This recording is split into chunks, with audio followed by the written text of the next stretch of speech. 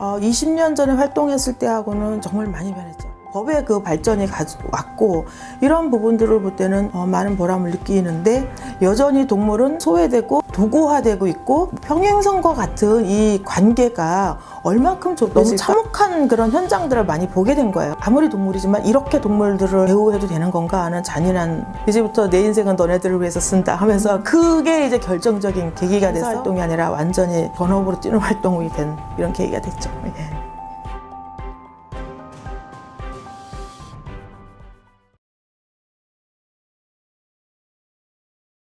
네, 저는 동물자유연대 대표 조희경입니다. 제가 여기 단체를 설립해서 지금까지 운영을 해왔는데요. 올해가 21년 차 되는 단체입니다. 예.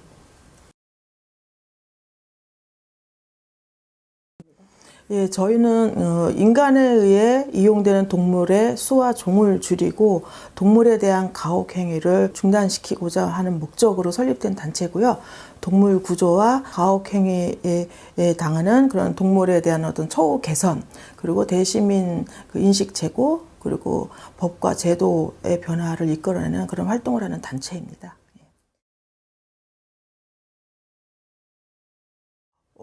처음에는 이제 1999년에 뜻있는 분들끼리 자원봉사 모임으로 시작을 했어요. 그러다가 제대로 된 그 동물보호 시민단체가 필요하지 않느냐라는 목소리들이 모여서 저희는 이제 2000년에 동물자유연대로 만들어져서 그 이후로 계속 많은 활동을 하면서 여기까지 왔습니다. 예. 20년 전에 활동했을 때하고는 정말 많이 변했죠. 20년 전만 해도 정말 어디 가서 동물 얘기를 하면은 정말로 거짓말 안 보태고 10cm 앞에 벽을 두고 말하는 그런 아주 뭔가 그 답답하고 하도 해도 끝이 없는 이런 암담한 이런 상태에서 활동을 했어요. 그러나 그 절망감에 그 주저하는 것보다는 정말 현장을 나가보면은 참혹하게 그 유린되는 동물들을 보면서 이 부분은 우리가 딛고 일어서야 되는 절박한 부분이다. 우리의 감정의 그 절망감보다는 동물이 느끼는 그 참혹함, 그리고 동물이 느끼는 그 절박함, 이런 부분이 더 우리가 이제 생각하고 가야 될 일이다 하면서 활동을 했어요. 어느새 이제 많은 분들이 고맙게도 동참해 주시면서 사회인식도 바뀌고 하는 것들을 보면 정말 보람을 느끼죠. 생활 속에서 느낄 수 있는 부분, 그럴 때가 제일 이제 마음에 사실은 보람을 느껴요. 예를 들면은 2010년쯤인가 이렇게 지나가는데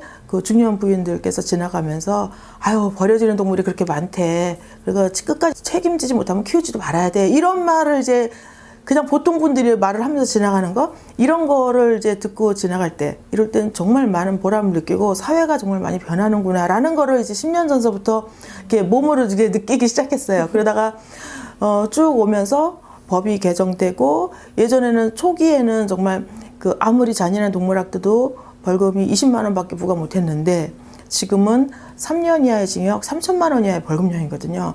그 법의 그 발전이 왔고 이런 부분들을 볼 때는 많은 보람을 느끼는데, 그러나 여전히 아는 것과 실제로 실천하는 거와 차이는 굉장히 큽니다. 사회적으로는 여전히 동물에 대한 가혹행위가 그 잔인하게 이루어지는 일이 많고, 여전히 동물은 그 인간하고 다른 영역에서 그 소외되고 도구화되고 있고 평행선과 같은 이 관계가 얼만큼 좁혀질까라는 부분에 대해서는 굉장히 그 무거운 책임을 저희가 느끼면서 어쨌든 변화의 물결 속에서 계속 가고 있습니다. 예. 제일 이제 기억에 남는 거는 역시 돌고래입니다. 사실은 보통 사람들이 그렇게 동물원에 가두어지고 있는 그런 동물에 대해서 뭐 교육적 효과라든가 아니면 그럼 동물 어디 가서 보라는 말이냐 이런 말씀들을 많이 하시지만, 근데 우리 인간은 그냥 단지 호기심으로 보러 가는 거지만 동물한테는 감금이라는 절박한 상황에서 놓여 있는 거잖아요. 그렇게 그 전시동물에 대한 문제가 그 심각한데, 이제 저희들이 캠페인하고 하면서 그 남방 큰 돌고래를 제주도로 이제 내보내게 됐죠. 그런 거에 있어서 정말 굉장히 크게 보람으로 나는 사건을 보고 있습니다. 저희는 지금 두 가지 측면에서 그 많이 그 집중을 올해 이번 사업을 이제 하고 있는데요. 사육곰 문제, 정부가 예전에 이제 곰 쓸개 웅담을 이제 약재로 쓰기 위해서 곰을 이제 사육하도록 그 승인을 한 적이 있었어요. 이 사육곰 문제를 해결하기 위해서 저희들이 이제 열심히 뛰고 있는데, 작년에 크지는 않지만 작게 그 사육곰 보호시설을 만들 수 있는 예산을 확보해 놨어요. 그래서 사육곰 생추어리가 제대로 그 만들어질 수 있도록, 그리고 생추어리만 만들어지는 것으로 끝나는 것이 아니라 현재 국내에 남아있는 200여 마리의 사육곰들이 문제가 해결될 수 있도록 하는 그 부분을 앞으로 계속 가져갈 거고요. 그리고 또 이제 중요한 게, 사실은 동물단체에 있어서는 한국적 상황에서 이 개식용 문제가 굉장히 큽니다. 개식용 문제 때문에 한국에서는 그 진전을 이루기가 참 힘들어요. 그래서 개를 식품의 원료로 사용하거나 개를 식용으로 유통하는 것 자체, 이거는 불법입니다. 식품 공전에 그 목록에 올라와 있지 않는 식품이라든가 식품의 원료를 사용하면은 5년 이하의 징역, 5천만 원의 벌금형이에요. 그래서 사실은 그 개고기가 유통되는 것 자체가 이미 불법이거든요. 근데 정부가 이거를 스스로 정책을 그렇게 만들어 놓고도 정부가 단속을 안 해요. 그러다 보니까 계속 이게 그 방치되고 있고, 이 국민적 갈등이 양극화된 상태에서 굉장히 심한 거죠. 예전서부터 먹던 건데 왜 그러냐 하는 축과, 또 한 축은 이제 반려동물 문화로 인해서 개는 이제 가족같이 느끼는 사람이 많다 보니까 이러한 상황에서 계속 갈등으로 양립해 있는 거거든요. 그렇다면 이 갈등은 종식시켜야 되는 게 맞다고 보는 거고, 그렇다면 이거를 이제 실행을 해서 어떻게 해결할 것인지, 그런 부분들을 좀 그 테이블을 만들어서 논의하면서 해결해 나갈 수 있도록 하는 거, 이런 거를 이제 올해 좀 집중적으로 정부에 요구하고 사회적으로 같이 대화하는 이런 자리를 만들어 볼 생각입니다. 장기적으로 이 분야가 워낙 일이 많아요. 사실은 축산 분야도 공장식 축산으로 인해서 문제가 많이 있잖아요.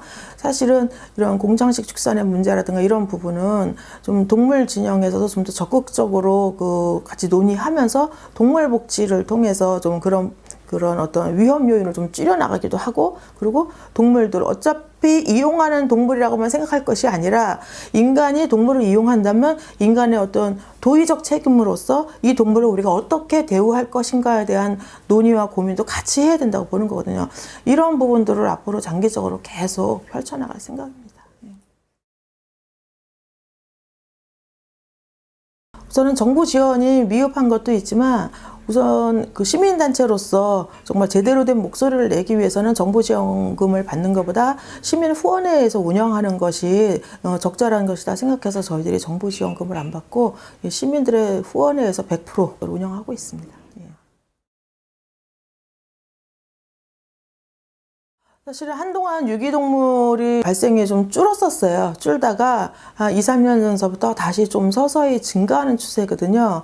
유기견이 많이 발생하는 거는 그만큼 이제 사람들로 하여금 그 키우고 싶은 욕구가 문화적으로든 사회적으로든 이제 발생하면서 그런 문제가 생기기 때문에, 유기동물을 예방하기 위해서는 그 반려동물 등록제와 더불어서 그런 그 강아지를 쉽게 그 사고 파는 이런 그 사업 구조, 이런 것들을 좀 차단해 나가는 방식으로 가야지 유기동물이 좀 줄지 않나 이렇게 생각을 하고요. 그런 사회적인 어떤 제도, 이런 것들이 좀 필요하다 이렇게 보고 있습니다.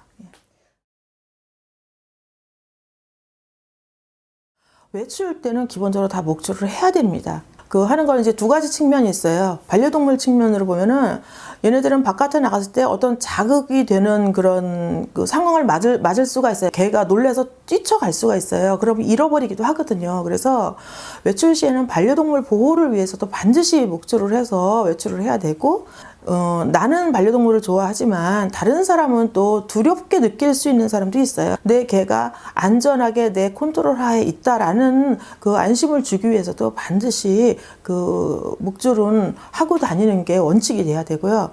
다만 이제 여기서 좀 보완을 좀 해줬으면 하는 건, 지자체별로 애견 운동장 같은 거를 좀 마련을 해 주어서 각각의 공간에서 여유롭게 좀 활동할 수 있는 이러한 걸 좀 보장을 해주면 서로의 갈등도 좀 줄지 않을까 이렇게 생각을 합니다. 저는 기본적으로 반려동물의 세금을 받는 거에 대해서는 반대하지 않습니다. 반려동물과 반려동물을 키우는 사람한테 어떤 복지적인 혜택으로 목적성의 그 세금이 된다면은 그 세금을 통해서 우리가 또 우리의 권리를 누릴 수 있는 그런 부분이니까 그런 방식으로 해결해 나가는 것도 하나의 방법이다라고 생각을 하고 있습니다. 예.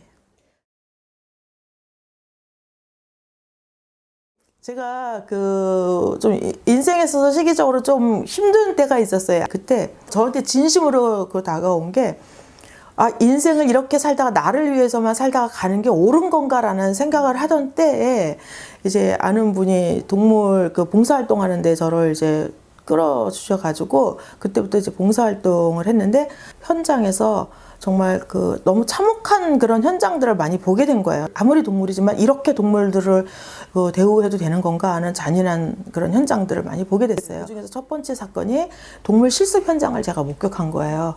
정말 충격을 받아가지고 제가 바깥에 나가서 대성통곡을 하면서 이제부터 내 인생은 너네들을 위해서 쓴다 하면서 그게 이제 결정적인 계기가 돼서 결국은 봉사활동이 아니라 완전히 여기에서 그냥 전업으로 뛰는 활동이 된 이런 계기가 됐죠. 예. 쉬운 일은 아니에요. 분명히. 왜냐면은 또 우리가 정말 누구보다도 그런 생명에 대한 연민이 강하기 때문에 이 일을 시작했는데 정작 저희들이 뛰는 그런 무대는 동물들이 막 유린당하는 무대예요. 그러니까 감정적으로도 굉장히 컨트롤하는 게 힘든 거기 때문에 쉬운 일은 아니지만, 그러나 내 아픔이 문제가 아니라 그 동물의 아픔을 우리는 일으켜 세워야 되는 거잖아요. 그렇기 때문에 우선 마음이 좀 단단하게 가져야 된다라는, 개인이 가졌던 그런 미션을 소중하게 조직의 미션으로 녹일 수 있는 그런 기본 자세를 가진다면 이런 데 뛰어들면서 하면은 굉장히 가치 있는 일을 하는 보람을 느끼지 않을까 생각합니다.